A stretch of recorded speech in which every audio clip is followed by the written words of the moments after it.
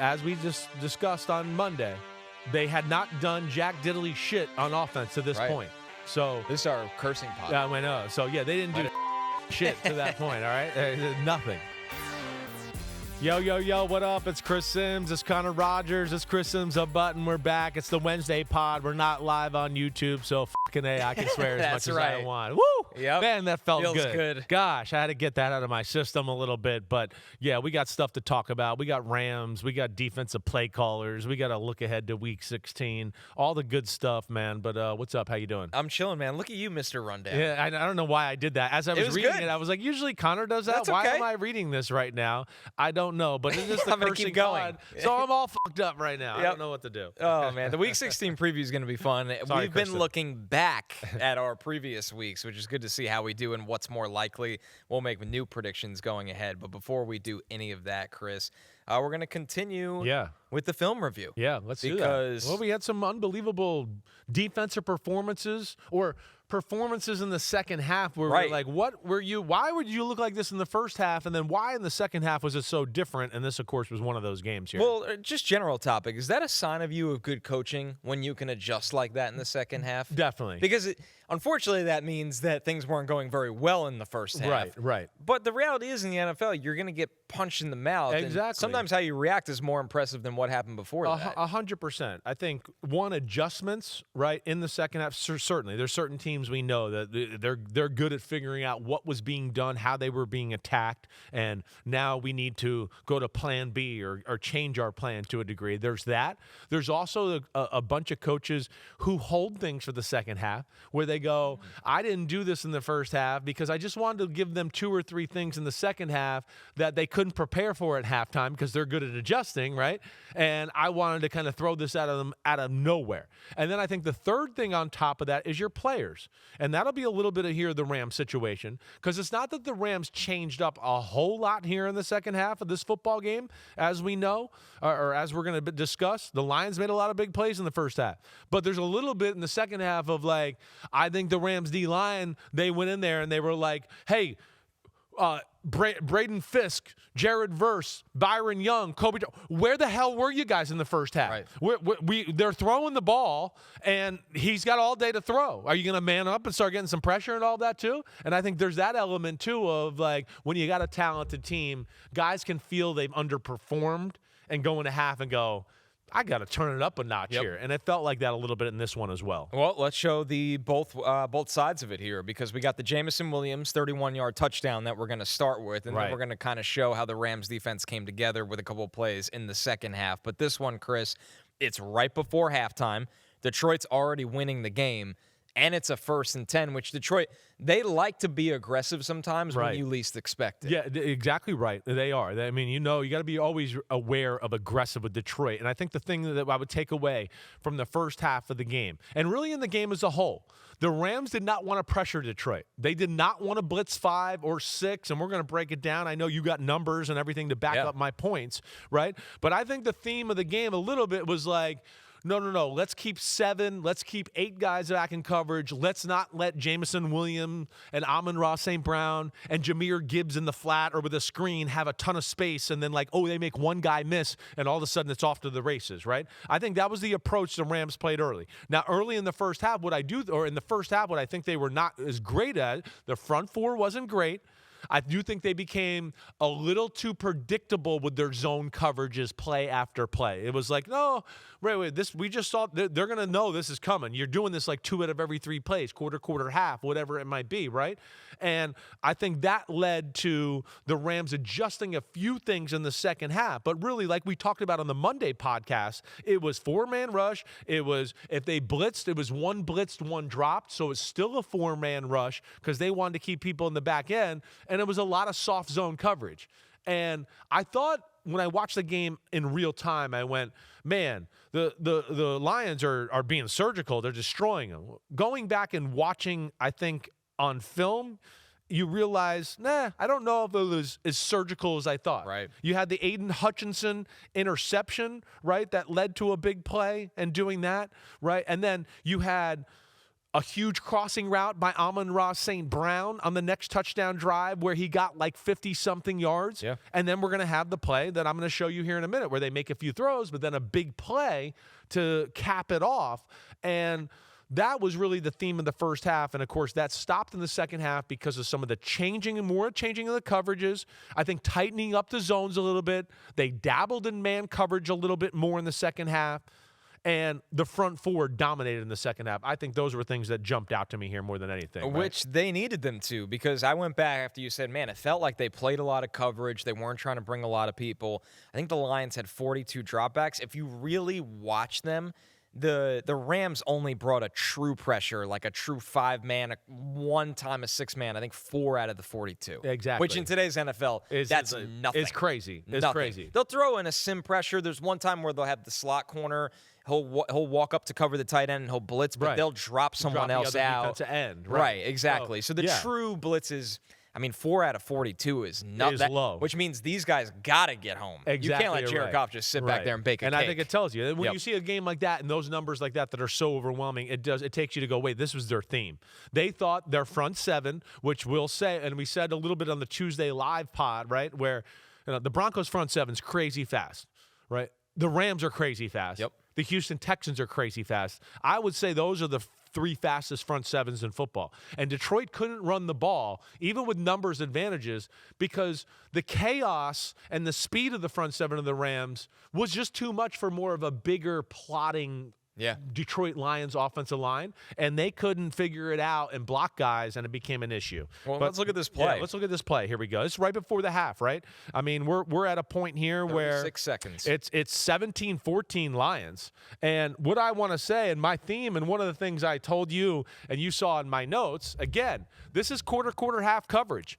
Quarters here, right here. It's just quarters. 2 guys playing quarters coverage. This is half. He's playing cover 2. He's going to go this way. This guy's kind of going to disrupt this guy when he releases off the ball, and then he's going to look for somebody in the flat or somebody here short, right? But these 2 guys here are kind of responsible for these 2 guys here, all right? Amon-Ra and Jameson. Amon-Ra and Jameson. Kind of surprising. And exactly right. It's a little scary. And my point of showing this is, they were a little too predictable, I thought, with some of their zone coverages, calling it a little too much. You could see soft zone coverages as well. And if you're going to be this predictable against an aggressive team like the Lions, they're going to gash you eventually.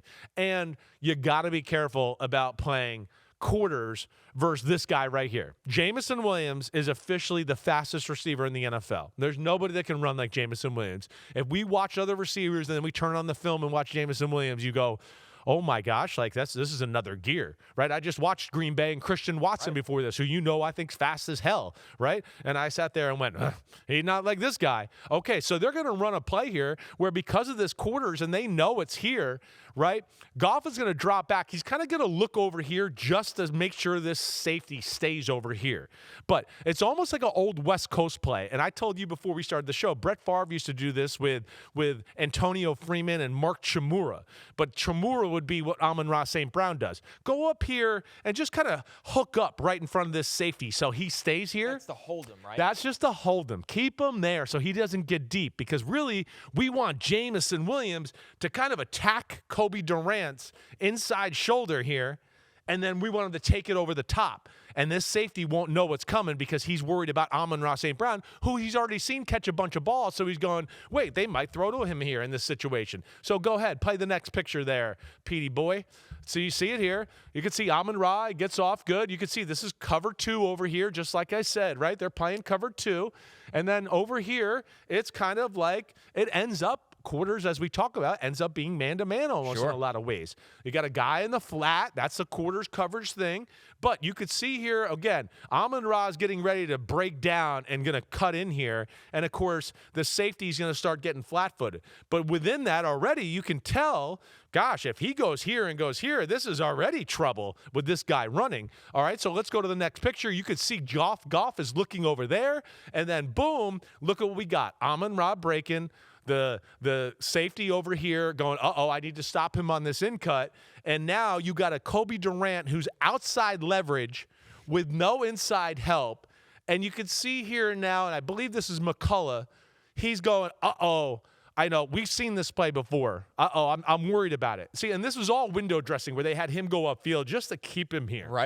Right? And I think McCullough's filling in for Quentin Lake right now. McCullough's filling in for Quentin Lake, and he's playing He's good, played though. really well. He really but is. That's a tough spot for anyone. It's a tough spot. Exactly right. And then this right here, and I mean, Jared Goff throws an unbelievable ball in the back of the end zone that just takes everybody out of the play. Go to finish it off, Pete. Boom, next play, next picture you see there. I mean, it's walk-in. It's as easy as it gets. Jameson Williams is the most, I think, most explosive downfield threat in the game. Right, I would even put him in front of Jamar Chase, as you know. I think he's got 3 rockets up his ass. I don't think he can run with Jameson Williams, but that was kind of the theme of the first half.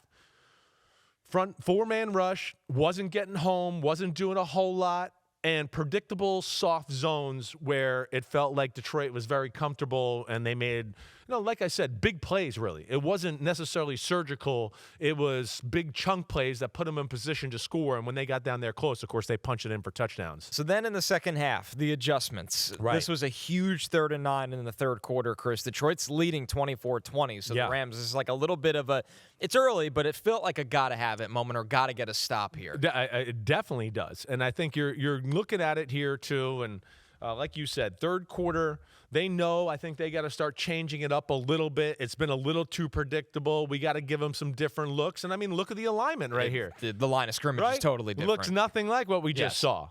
Okay? And then within the beauty of this, again, this is only going to end up being a 5-man pressure. They're going to basically bring this whole side here. Right. This whole side. And these 2 guys are going to drop out. And they're going to play a little zone. But within all of that, like, what you have to do here to make this happen and protect this is you basically have to tell the whole line, hey, forget about these 2 guys, and everybody slide over here. Or at least 4 out of the 5 slide, and Jahmyr Gibbs, you get 1 more, right? But they're probably looking at this going, wait, they're not going to bring 5 to a side. 5 to a side is something that happens like once or twice a year. 5 blitzers to one side?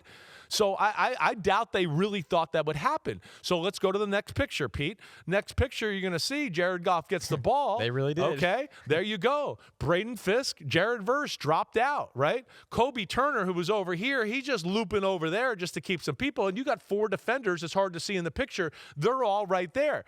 Jahmyr Gibbs is going, wait, this guy's not blocked. I got to go help him. He's getting up into Jared Goff's face. But within that, we turned away another guy who's coming off the edge that's going to get home scot-free.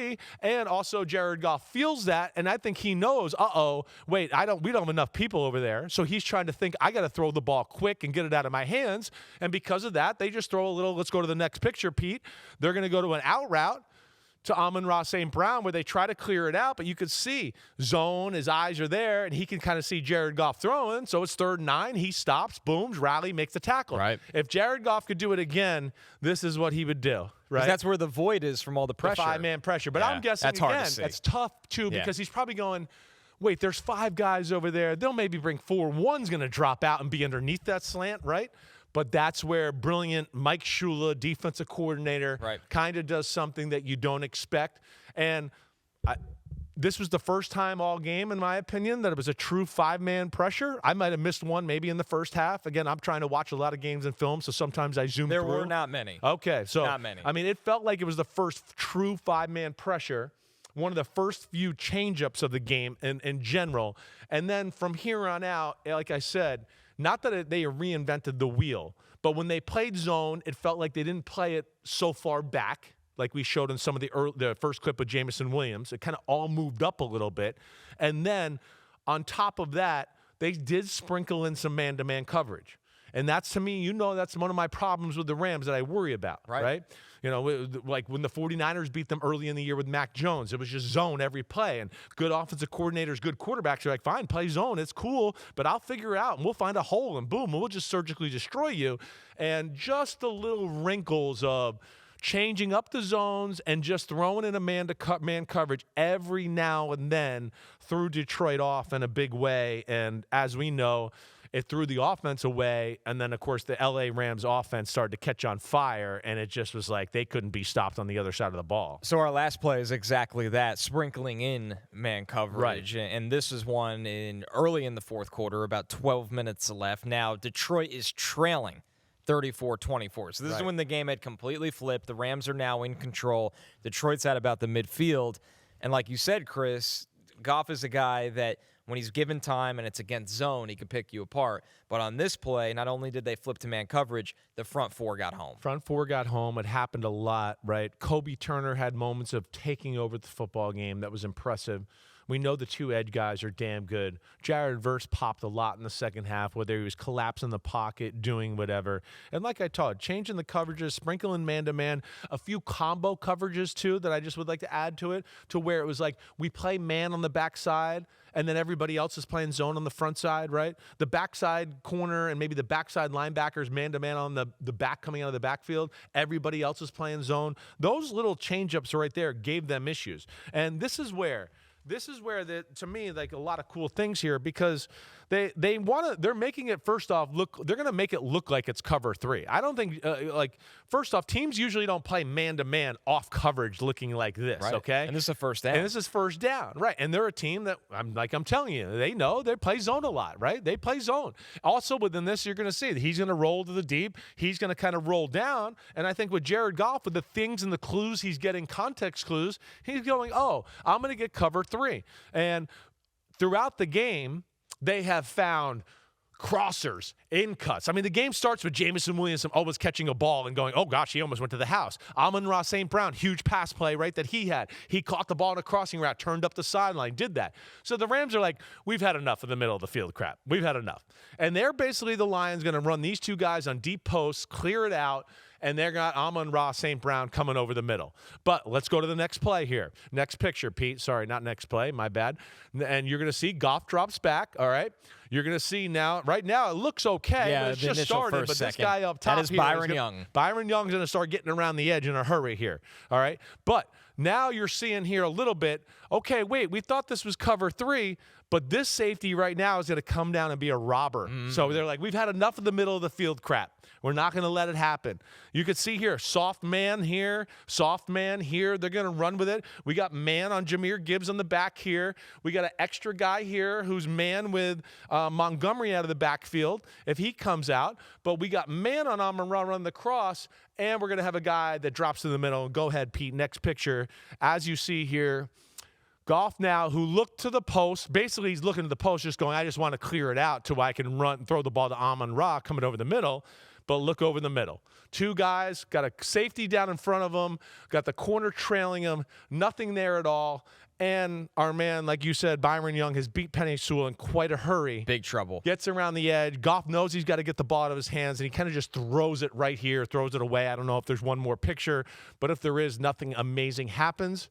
But that's the beauty of the Rams. The Rams, if they can do this right here, just a little bit, and sprinkle in these man-to-man coverages, I do think it's enough to confuse or make the quarterback pat the ball a few extra times and all that. But all in all, the pressure was just better by the front four. The mixing of the coverages was big. And within that just made Goff hold the ball just a tick longer than he had to in the first half. And like we talked about, like you said, the studs up front finally started to get home and beat those guys in some of those one-on-one matchups. It feels like from Cris Shula, calculated risk on this. A little bit. Because Amon-Ra in this game had 17 targets. He went for 164. Jameson got his. So they were like, you know what? We're going to take that away. Let's see if the rush can get home and beat us somewhere else. And there's really nothing else for Goff to do on this play. Nowhere else to go. It's just amazing how in the first half it was so easy in some ways. And the second half, everything was hard. And even their touchdown drive, as they're down by 14, right? And again, the Rams are a little bit in like, hey, we just want to make you work, and we're not going to play our normal defensive mode. But the fact that they made it so hard on the Lions in the second half was really incredible. And, like I said, the big thing was the Rams were not going to blitz and put their secondary in compromising positions for the most part of the day. They were going to have guys back there and try to limit some of those plays, and just a little change up in the second half really, with the defensive line whooping ass, helped their football team out. It's looks like that make me think at least Cris Shula is going to get some interviews for head coaching jobs. I don't know if we'll get a job. Yeah, but like we talk about him and Jesse Minter and Jeff Hafley all the time. He's head coaching material, right? Yeah. I would certainly vouch for that. I've been around Mike Shula enough in my life and been around him to know. And like we talk about, there's certain guys you meet and you just go, this guy can be a head coach. The like, he's got it. presence The presence, the way he talks, and how he looks you in the eye, all of that type of stuff. Yeah, I think Shula's definitely got some of that. Well, speaking of that, right after our first quick break here, it's been a defensive day on Unbuttoned, so we'll keep that going, discussing who are the best defensive play callers in the NFL right after this.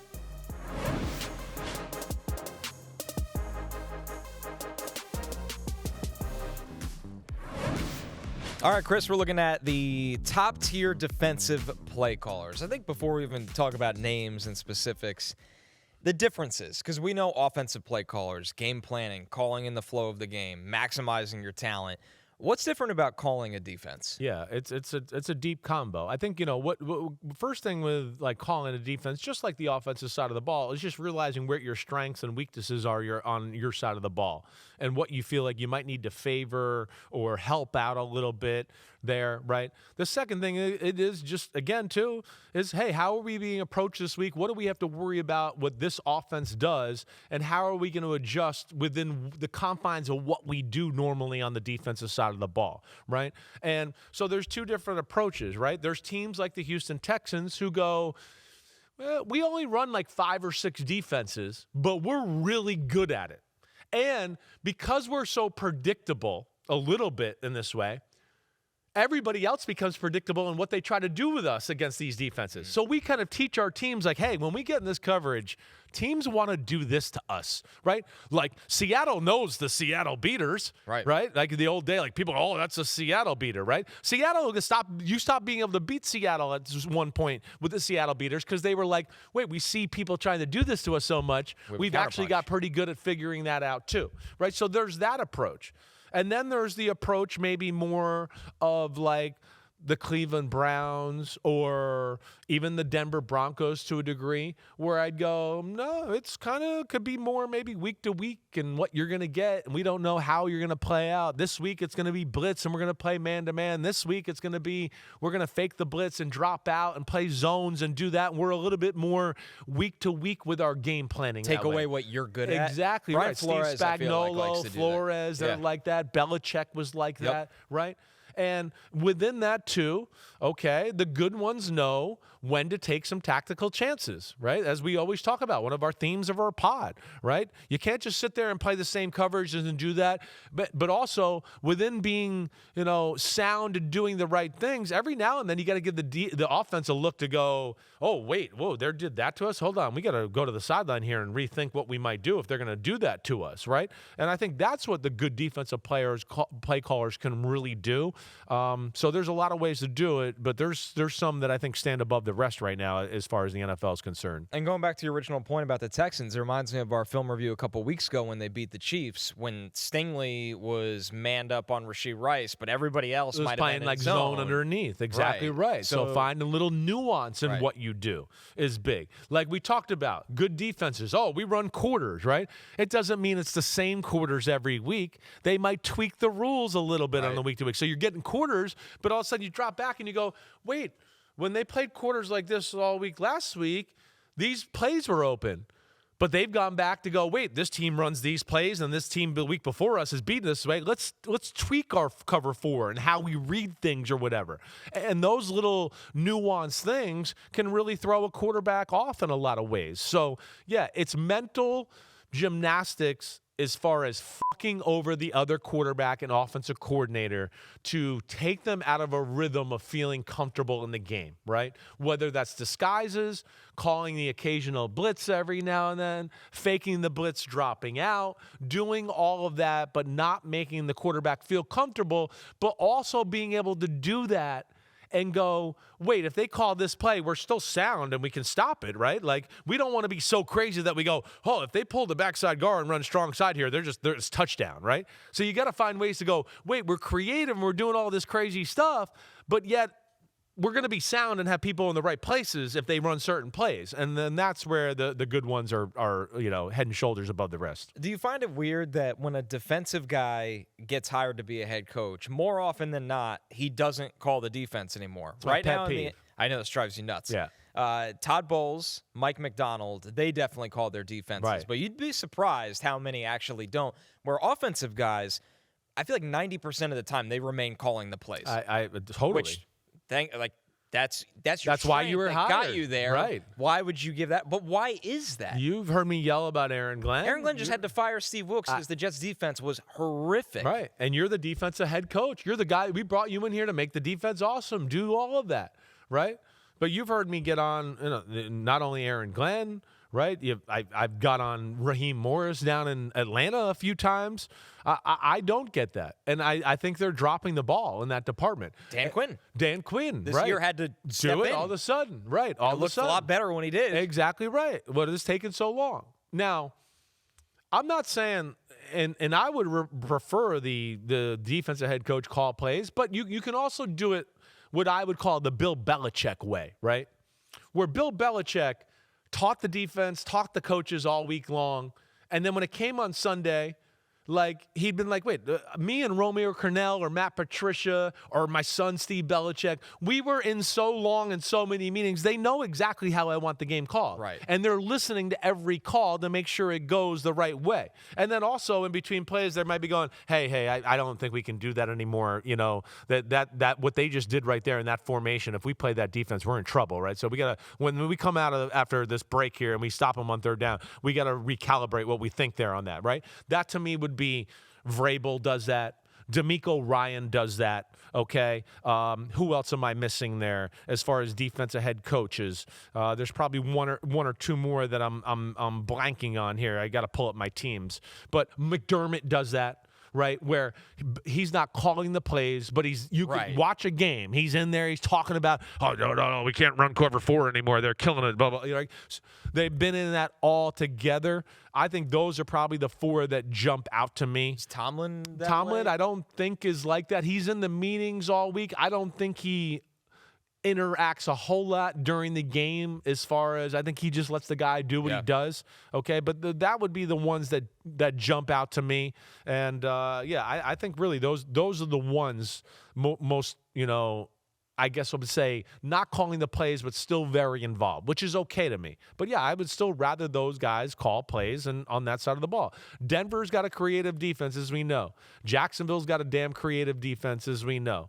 The Chargers and Jesse Minter, right? We talked about Buffalo maybe being undermanned, but they do a lot of cool stuff. Houston is more like, no, we got really damn good guys, and we're really sound, and we got really good players, and we just need a little change up just every now and then. But really, like, we can kind of do what we do, and we're so damn good, you still won't be able to do anything, right? So they have that element. The Rams are good at changing it up. Dennis Allen is creative as hell with the Bears as a D coordinator. We talked about Mike McDonald and what he does. Saleh is more like DeMeco Ryan. Without a doubt. Right? Same tree. It's same tree. It's going to be like, no, this is a little what we do. We might sprinkle in a little thing here and there just to change it up. But for the most part, that's what it is. And, and then the Cleveland Browns and what they do on D, I got to always give them credit because they're creative as hell. They go for it. They feel the pressure of having to carry the team, and they try to do that a lot of the times, along with Steve Spagnuolo, right? They do a lot of creative stuff on that side of the ball. Best defensive play caller. Now we're distinguishing, not most talented defense, but the actual guy that you feel like his individual influence, Cris, gives his defense the biggest bump right now. We can keep it tight to just this year because in previous years we've had Spags. You brought up Jim Schwartz. Right. Is it Jesse Minter now? Chris Shula obviously would be in this combo. Yeah, but I'm a pretty big fan of Jesse Minter. I really am. Like, you don't look at the Chargers and go, man, front to back, they're dripping with talent. Right, that's what I said. Most normal fans really can't name a defensive lineman on their team other than Khalil Mack, who's not even a superstar anymore, right? Hurt all the time. Exactly. Yeah. I mean, he's towards the end of his career. So the fact that they find ways to stop the run still and then have one of the best pass defenses in the sport, right? Yeah, to me, he's certainly up there as far as I look at him. I think Brian Flores, right? He'd be up in that conversation. I will still, again, say Schwartz. I think Schwartz is creative as hell. Schwartz, that defense is so much better than people realize. Again, the offense isn't that good, and they're under a lot of pressure. But yeah, I think those are the ones that jump out to me the most. I'm never going to take Spags out of that. It wasn't his best year this year, but they weren't the most talented team either. I think they're in that conversation as well. And damn, it's hard not to put Vance Joseph of the Denver Broncos also in that combo. That's a sneaky one. I know. It's almost like people were one, it's a weird angle, like for a guy to go back to a place he was the coach at. And they're scarred. Yeah, they're scarred too. Yeah, they're scarred by his head coaching experience rather than just thinking about what he is as a defensive coordinator. But yeah, those are the ones to me that when I watch them on film, right, with the Chargers, the Browns, the Vikings, the Chiefs, sometimes I just go, I don't know what the hell coverage this is, but damn, they got everybody covered. I'm not sure exactly what they're reading on the offense or doing there, but they got a great feel for how they're being attacked. They're able to adjust off of that. And, yeah, those are the ones that I certainly seem to have the most respect for. We're going to take our last break. When we're back, what's more likely? We do it every Wednesday show of the week. We're previewing week 16 with a look back on how we did in week 15 right after this.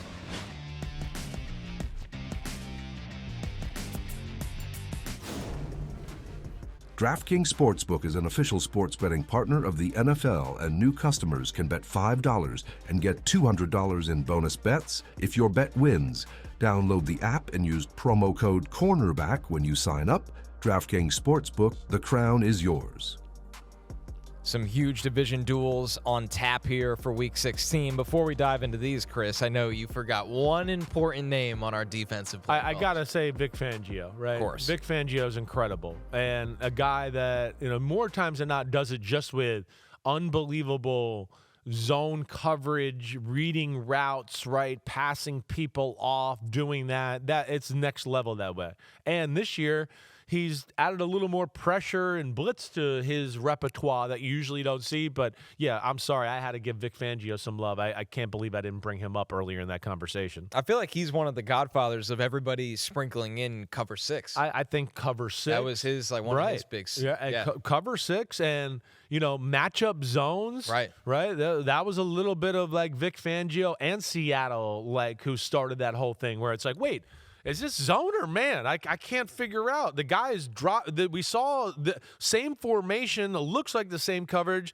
The guy was playing zone. Now this route came, and it looks like he's playing man, right? And it's with some of these defensive coordinators, it's certain route combinations play like zone, but then all of a sudden certain route combinations, they know, wait, we can't just drop guys, and this is Madden, and it's cover 3, and we just, this guy came into your area. You better get on him, or Tom Brady's going to hit him. And they learned that they had to adjust some of these zones to match up against certain plays, and that's where he took to the NFL to the next level in that department, in my opinion. The Week 16 slate, it's huge for some division matchups, and it starts on Thursday Night Football. Chris will be watching at a restaurant on an iPad. Rams-Seahawks -160 for the Rams to win the division. The Packers against the Bears, that is Saturday game. I can't wait for that Saturday one. That's going to be amazing. I hope it's cold as hell and it looks the way it should look on TV. That's what I'm hoping for. And then your favorite division, we'll see if a team with a winning record wins this division, because the Bucs are 7-7, and they're going to the Panthers, who are 7-7.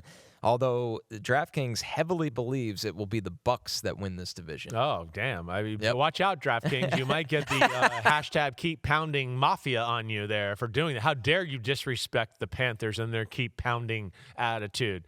I've actually had a few things in my Instagram from Panthers people lately going we're sorry or I apologize that we all realize some of the things you said and the issues we have with our team. We're not all bad, or some of the jerks that you've had on mentions. There's a lot of nice Panthers fans. I've had a few, some Southern I think charm. There's actually some more nice ones than mean ones. Yeah. All right, what's more likely? Let's look back at last week's results before we look ahead. Yeah, this is always fun. The first one was the Bills have 4+ offensive touchdowns or 2 or fewer. You and I both said 2 or fewer. The Bills woke up in the second half. They had 5 touchdowns. We were wrong on that one. They shit on us on that one. Jordan Love is sacked more than Bo Nix, or the other way around. We both said Jordan Love. Yep. We were correct by a wide margin. Jordan Right. Love was sacked 3 times. Bo Nix was not sacked in that game. Jared Goff and Matthew Stafford combined for 5+ passing touchdowns, or 3 or fewer. We both agreed on that as well. We went 5+. Yep. That was correct. There was 5 in that game, so good work by us on back-to-backs. Jonathan Taylor has over 90 rushing yards, or JSN has under 90 receiving yards. We both went JSN under 90. JSN had 113, but Jonathan Taylor had 87. Yep. So there was not a correct answer. No. We kind of looked at that one and we're like, yeah, we were back and forth. We didn't know what to do. I think we I guess where I feel like I'm stupid on that one is just go. Of course, Seattle was going to try to stop Jonathan Taylor. It was Phillip Rivers, and they knew he couldn't throw the ball. Why did I do that? That was stupid of me. Justin Herbert leads the Chargers in rushing yards, or Patrick Mahomes leads the Chiefs in rushing yards. We both said, I said Herbert. This is the only one we disagreed on. I said Herbert. You said Mahomes. I think I said Herbert at first, and then I changed to Mahomes, if I remember right. I think I did. Well, right? Neither led in rushing yards. Right. Amari and Hampton got there by volume. He had 61, and then the Chiefs, Isaiah Pacheco, had 21. Right. So 2 canceled out.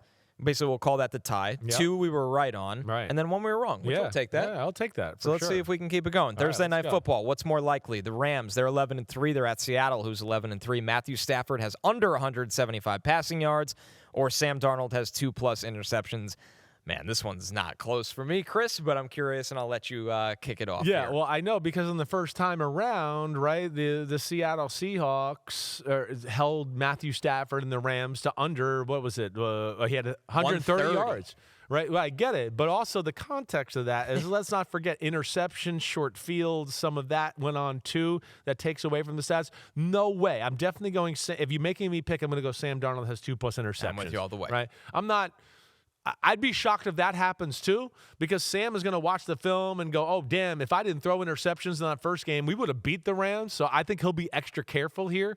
But like I just would be shocked if it's under 175.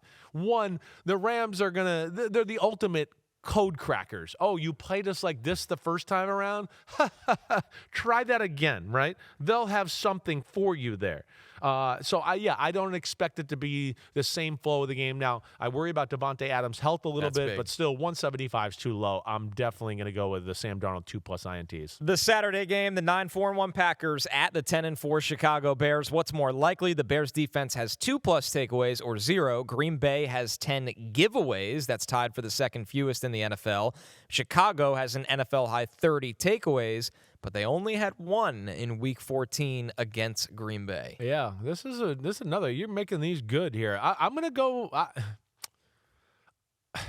I'm gonna go with the Bears have 2+ takeaways. Okay. I think there'll be a turnover. Yeah, they will. They're gonna be aggressive, and I'm gonna put my faith in that Dennis Allen's gonna look at the game from the first time around too and go, okay, all right, hold on, I got to change up a few things here and do that. But man, I mean, the Bears almost on a weekly basis they create havoc, create turnovers, and I'm a believer in the Bears right now. So, yeah, I'm going to go with the 2+ takeaways. I don't know if they'll both be Jordan Love interceptions. Maybe they cause a fumble somewhere too. That's what I think they'll need. Yeah. I'll go with the 0, which is hard to do, but I think Christian Watson maybe not playing in this game with the chest injury. Yeah, right. It's a lot to ask, but maybe the Packers finally. Oh, yeah, like just be a little more conservative. Yeah, a couple Jaden Reed screens. Right. Let's work the intermediate area of the field. So once again, they haven't shown that they want to do that, but I have to believe at some point, especially on the road in the cold weather, that they need to. Oh, yeah, and in the Bears game, they showed it a little bit last time, right? That's where we came in here and said they're missing an intermediate pass game. We saw Jaden Reed back the first time in that game. Right. We went, oh, we like that. More control. Right, but we lost it in the Denver game again. So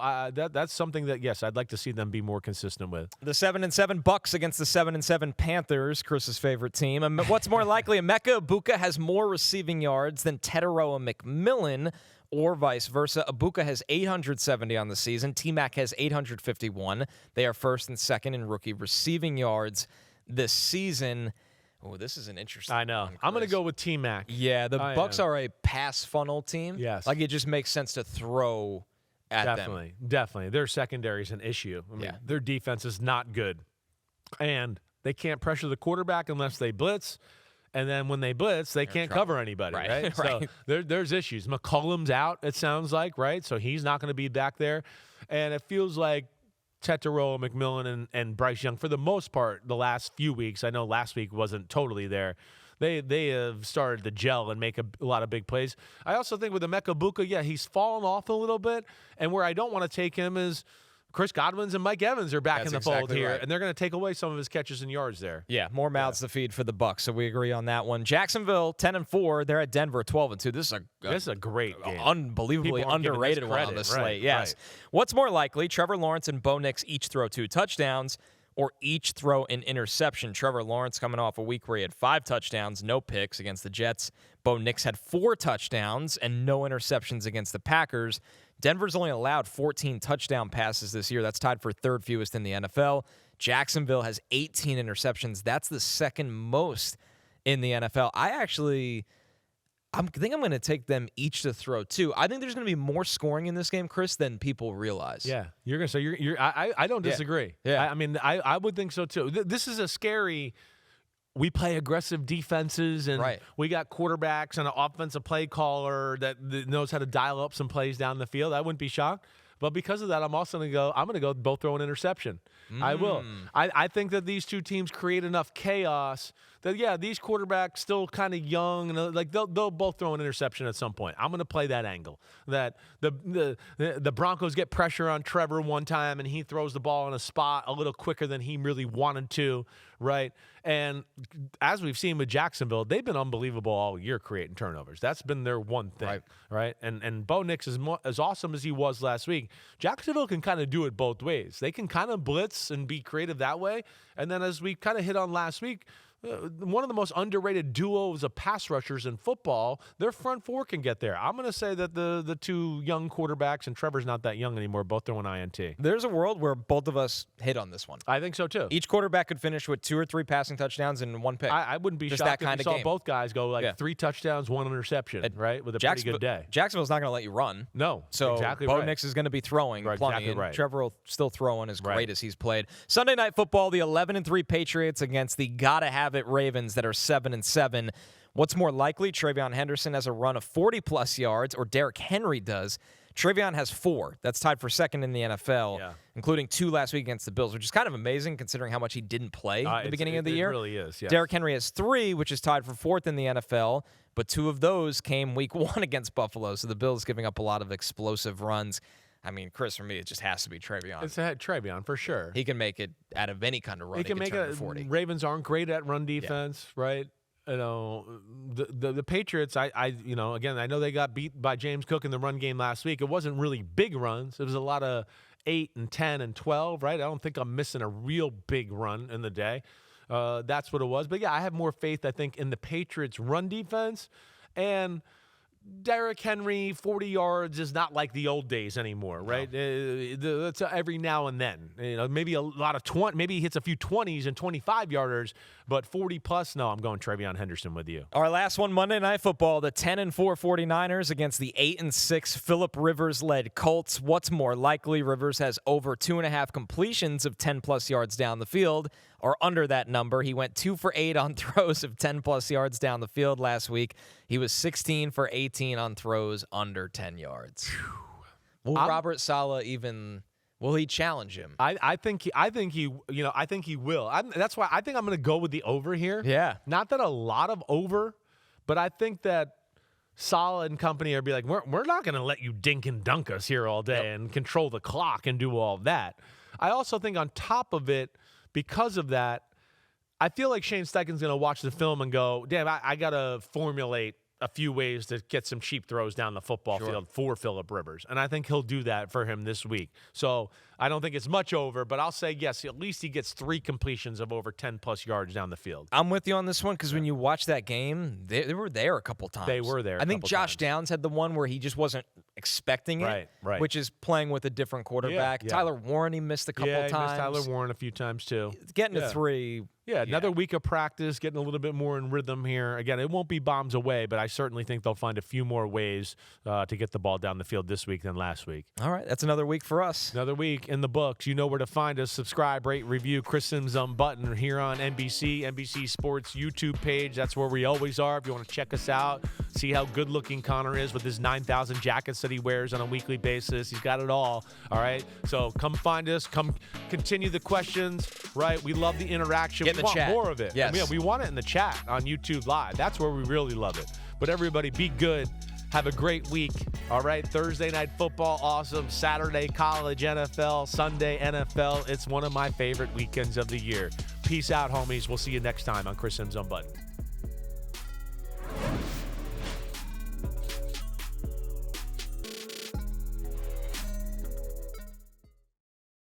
Yo. Thanks for watching, homies. We are now in the NFL season here on Chris Sims Unbuttoned. Hit subscribe to get our weekly picks, game recaps, film deep dives, and much, much more. Thanks again for watching. Subscribe, rate, review. Peace out. You know where to find us.